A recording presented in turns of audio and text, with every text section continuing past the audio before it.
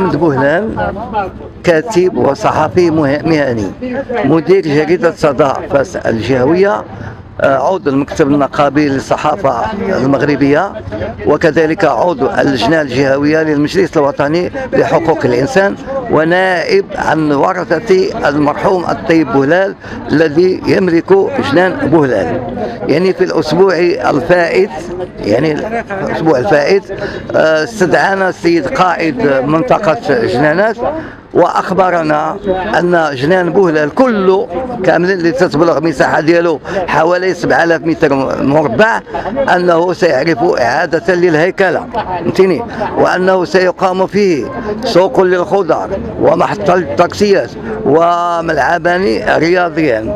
نحن قلنا للسيد القائد ما كاين مشكل، نحن رهنا اشاره الولايه ونحن اشاره السلطات المحليه، لكن نطالب بالبدائل وبالتعويضات بالنسبة للجنان بوهلال للخواص، وكذلك بالتعويضات والبدائل بالنسبة لهؤلاء التجار. تلاحظون أن في هذه المنطقة مجموعة من الورشات، مجموعة من المستودعات يكتريها عدد من التجار ولهم مسؤوليات. يعني كل تاجر إلا وعنده 4 5 ديال الخدامة وعنده آلات ديال النجارة وعندهم آلات مختلفة، ولا يمكن أن يغادروا هذه المنطقة في مدة وجيزة. نطالب أنهم تعطى لهم مهلة أو إعادة الهيكلة في هذه المنطقة، وكذلك إذا لم يكن هناك نطالب أيضا بالتعويضات لهؤلاء والبدائل المقترحة. ويمكن مثلا أنا في نظري أنه تكون هنا إعادة الهيكلة. لما لا تكون إعادة الهيكلة؟ يأخذوا مثلا هذا الباركينغ ويأخذوا كذا وتبقى المساحة هذا الناس يديروا إعادة الهيكلة في هذه المنطقة.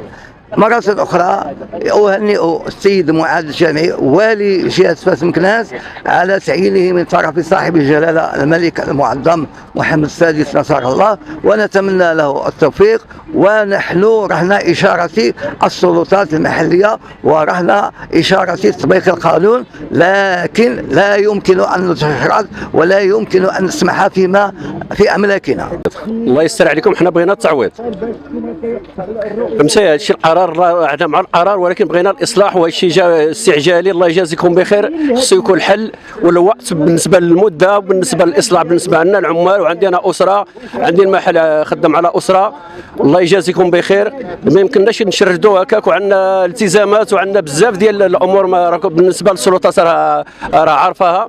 الله يجازيكم بخير. بغينا الاصلاح، الاصلاح سميتو للساكنه واصحاب المحلات التجاريه. الله يجازيكم بخير، الله يرحم الوالدين. عاش الملك، عاش الملك. حنا مع سيدنا، حنا مع الاصلاح، حنا عاش الملك. الله يرحم الوالدين. عاش الملك سيدنا راه حنا طالبين، عندنا رجاء في الله وعندنا رجاء في سيدنا. عاش الملك، عندنا رجاء مع الله ورجاء مع سيدنا. عاش الملك. الله يجازيكم بخير. يحيى الملك. الا غلطنا حنا نتوما ما تغلطوش. الله يجازيكم بخير، الله يرحم الوالدين. تحيا الاسره العلويه. حنا غير فقراء، غير فقراء وغير فقراء حنا، واولادنا غيبتاعونا، حياتنا غادي تضيع، عملنا غيضيع، اسيادنا واسيادنا كل شيء هذا. عاش الملك، عاش الملك، عاش الملك، عاش الملك، عاش الملك، عاش الملك. كتلبوا تصاويدات يبينوا لنا واش كاين شي تصاويدات غير تمنا هكاك. ما فهمناش راسنا، حنا ما فاهمينش، ما فهمتش ما نقول، ما فهمتش ما نقول. عاش الملك، عاش الملك. اخوان كنشكركم، كنشكروا السلطات المحليه وكنشكروا السيد الوالي، وكنطلبوا الله يشافي سيدنا. حنا المطالب ديالنا الله يجازيكم بخير، حنا كنطالبوا خصنا كتعويض. يعني انا كنمثل شركه سوسيتي الكترو باتري العمراني، عندي مثلا كريديات، عندي مشاكل، عندي شركات كيسالوني الفلوس وانا كنسال فلوس. يعني ماشي جي ما عطانيش حتى شي قرار باش يقول لك غادي نهدم لك. واش غادي يهدم لي انا بدون سابق انذار؟ راه عندي مده وخصني التعويض. الا كان تعوضوا، والا بغاو اعاده الهيكله نتهيكلوا ما عندناش مشكل.